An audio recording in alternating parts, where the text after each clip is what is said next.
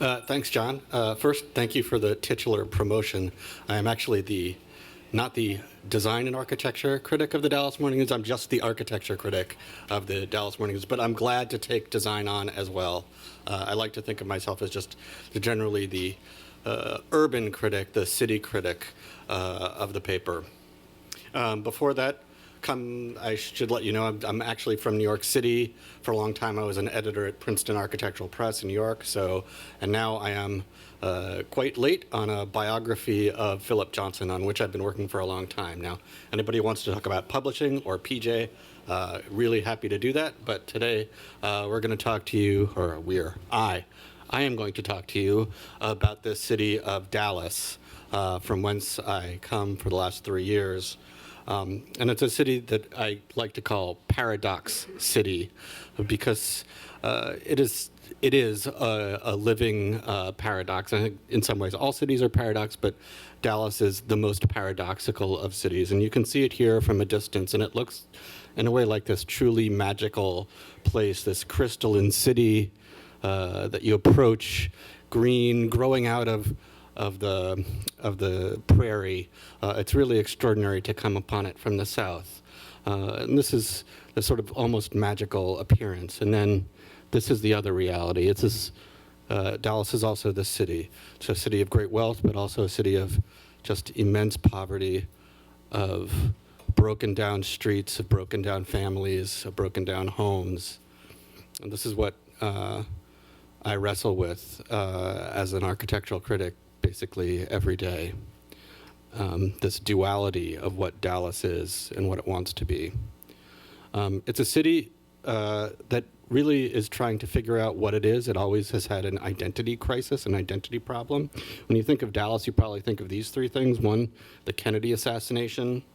And of course, that was 50 years ago. It's a long time ago, and there's nothing that Dallasites like to do better than try and forget that it ever happened. They don't want to be identified. It's all forever with this awful moment in American history. Then there's the Dallas Cowboys. Everybody thinks of Dallas. You think of Dallas Cowboys as America's team, but they're actually a terrible football team, and they play in Arlington, which isn't Dallas. So they even lost last night to the Giants. Go Giants. And then there's the Dallas, the TV show, which is not even a real thing. It's an 80s invention. So we have these imagination of what Dallas is, and both Dallasites and the world are sort of, no one really knows what Dallasites are. Everybody's fighting to try and come up with this imagination of what the city is. In the last few years, or say the last 10 years, in its effort to sort of reinvent itself and present itself on the world stage, because Dallas has this sort of duality where it is both incredibly boosterish city. It thinks it's the greatest city in the world, and on the other hand, incredibly insecure. A duality, again, a paradox. So it's in its effort to place itself in the world stage. It's built all these very impressive buildings by Pritzker-winning architects. You've got Tom Main, Rem Koolhaas, Norman Foster here, all these brand new buildings. That also as if it could just make these signature buildings, and then all of a sudden the city would be a great city and all of the problems would go away. And of course, that's not how the world works. So this is what Dallas looks like on the political map. The council districts, you can see, is this funny shaped thing. And what's really interesting here is you'll notice to the right of that 14 a little blank space. And those are the park cities, two independent municipalities that are sort of the hole in the donut, or the bubble as we call it in Dallas, within the city of Dallas. They are the wealthiest parts of Dallas. When the city expanded, they refused to be annexed. Long story there. But imagine New York City without Park Avenue or Fifth Avenue being a parts of the city, saying like basically we're in the city, but we're not paying taxes in the city. We have our own private police system, our own private school, our own schools, etc. And yet also exercising immense political power over the city. Basically, the city is, because of their clout, that is where the patronage class comes from.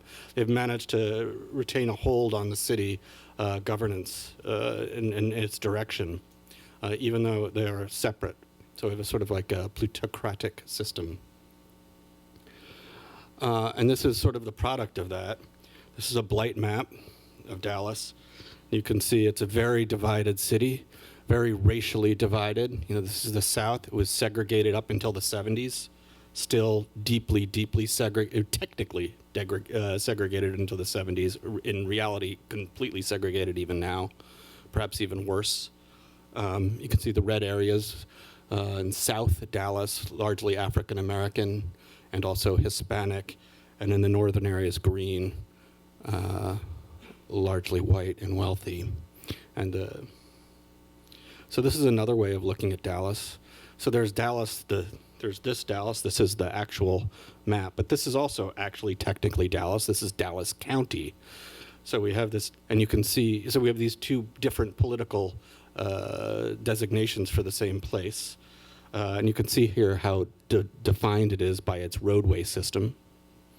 Another Dallas paradox is, this is the Dallas DART system, its light rail system. Now you think of it, Dallas as a highway city, and here you can see them all. Dallas has more miles of light rail than any other city in America. The irony is its usage rate is incredibly low because it doesn't go where anybody is. So that is yet another one of your Dallas paradoxes. So trying, Dallas trying to figure out how to do the right thing, but always seeming to be in its own way. And then if you expand a little farther out, this is also, in a way, Dallas. When people say Dallas or the Metroplex, you know, you can expand to Dallas-Fort Worth Airport, which is right here between Dallas and Fort Worth. And maybe Fort Worth is actually part of Dallas. Maybe they're two symbiotic cities. Where does Dallas begin and where does the region end? And this becomes an incredibly difficult challenge in planning and figuring out how Dallas behaves. How does it govern itself? We have very powerful suburban governments. We have very powerful regional governments. They control highway building. And that the city is constantly wrestling with its relationship to its suburbs, and there's fights over who has control of the city itself and who will determine the future of the city. Will it be the people in the city or will it be people in the suburbs? And how does that manifest itself every day in the political economy? Dallas wasn't always a highway city. I mean, this is one thing, you know, people say, oh, Dallas is ugly, Dallas is just cars, it's this post-American automotive city. Well, it wasn't. Dallas was actually a wonderful, walkable city of buses and streetcars and a busy downtown. This is Dallas in the 50s. Another image of Dallas in the 50s. This is from a short film called Report to Dallas, made by the Dallas Transportation Department. And the premise of this film was that, I mean, you can see how fabulous it looks. The premise here was all these people and cars and all these people and buses and trolleys in the street. We have to make it go away. It's a total disaster. There are all these people in the streets. So how do we make a city more efficient for the car, and you elongate the blocks, radius all the corners. And then you end up, you know, with this and this, right? And, you know, and then this, ultimately, which is a sign outside of Tom Maine's new science museum. And, you know, you can see I think this is like the ultimate oxymoron of Dallas, where you can see the relationship between the car and the human, where it's parking is here and pedestrian is here, tiny little thing.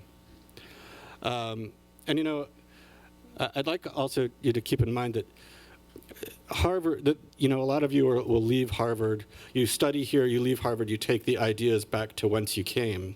And this ideas of, you know, building a city like this, you know, getting rid of this the ideas came from Harvard in many ways. This philosophy of modern planning was very much driven here. And in fact, many of the planners who actually were responsible for this actually came from the GSD. I can tell you their names. I won't, because who cares? But I mean, you know, it's not to say that what you're learning is wrong, but you know, think about what it means. You know, don't just take it blindly. It's important to think about what the pedagogy you're getting, the implications of it. So a part of my job is, to try to think, how do we break this impasse, get out of this? And one of the things we tried to do is, what if you can see this sort of noose of highways in downtown Dallas. So one of the first big stories I wrote in Dallas was, what if we could get rid of, there was a proposal, what if you could get rid of one of these highways, right? Just take it out and replace it with something like this, wow. And this story was met with just bonkers response, You can see some of the comments here. You can usually count on crazy town proposals to quickly die on their own. It's a time waster, nothing more. The emperor doesn't just have no clothes, he's buck wild naked. And those are actually all from one story written by a columnist in my own paper. So that's what you're fighting against. But in fact, that fight to remove that road has continued on. There's now a PAC, Political Action Committee, to remove it. I think we started a conversation, huge, to try and move things forward. I think the good thing about Dallas is it's always looking to the future, and that means you can have a positive impact there. The big debate in Dallas now is what we do with this space. This is the Trinity River, where they actually channelized Trinity River, which is between two giant levees, practically a mile wide, and you can see it runs straight through the heart of Dallas. It cuts off Dallas, which you see in the north side, I guess like up here. This is the downtown area, and this is sort of the Brooklyn. This is Oak Cliff and West Dallas. It's sort of the Brooklyn of Dallas, right? So these places are completely divided by this enormous space, park space between them, or could be park space. And instead now it's like a terrain vague. And the question in the city for the last 20 years is, what are we going to do with this space? How can we convert it into the giant amenity that it could be? It could be the greatest urban park in America, really, because it's so enormous and it's right downtown. So we've had, for the last 20 years, we've had proposal after proposal after proposal, and they all seem like fantasies. Here's one, and you can see how kind of absurd fantasy that it is, with balloons. And there's another one, and here's this one from a group led by Alex Krieger of Harvard. This is the latest one by Michael Van Valkenburg just this year, and you're like, okay, well, why haven't we gotten any of these roads? Why has this not happened? And I'll tell you why. It's because Dallas, this is the ultimate Dallas paradox. It's the only city in the country that would think about building a major waterfront park, but also think about, guess what? Building a giant highway through it. So yes, we want to build a park, but the debate is whether or not we put a giant honkin' highway through it. A toll road, not even a highway. And the proponents of this road will keep changing the terminology about what this road will be, how wide it is. But then when you go and you look at what is actually sent to federal authorities, you can see this road actually is 13 lanes at some points. This enormous road. While every other city is ripping out infrastructure next to parks, Dallas is debating whether to put it in. And this has precluded the development of a park there, because we have a giant civic debate, and when the city can't come together about what it wants, nothing happens. You have total stagnation.